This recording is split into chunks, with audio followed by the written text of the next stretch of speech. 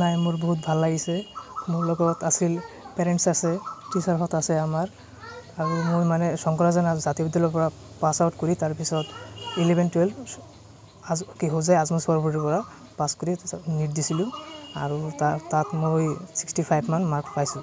আৰু মই JW দিছিলোঁ তাত মই 98.8% পাইছিলোঁ কি আশা ইঞ্জিনিয়াৰিংটো এইটো মানে বাদ দিছোঁ মানে মেডিকেলত বেছি ইণ্টাৰেষ্ট তো মানে মাক দেউতাকৰ আশা মেডিকেল পঢ়িম বুলি তো মেডিকেলে কৰিম মই দেউতাকে কি কৰে আৰু ঘৰৰ কি অৱস্থা পঢ়া শুনাত কি ধৰণৰ আচলতে অৰিহণা যোগাইছিল তেওঁলোকে কি ক'বা এই ক্ষেত্ৰত নাই মাক দেউতাকে যিমানখিনি কৰিব লাগে তাতকৈ বেছি কৰিছে আৰু মোৰ দেউতাক মানে টিচাৰ আছিল কিন্তু মানে বেঞ্চাৰী স্কুল আছিল সেইটো হোৱা নাই আৰু মোৰ মাক আশা কৰ্মী হয় কি ক'বা তেওঁলোকৰ কি ধৰণৰ কৃতিত্ব দিব বিচাৰা মোৰ মাকে মানে বহুত কষ্ট কৰিছে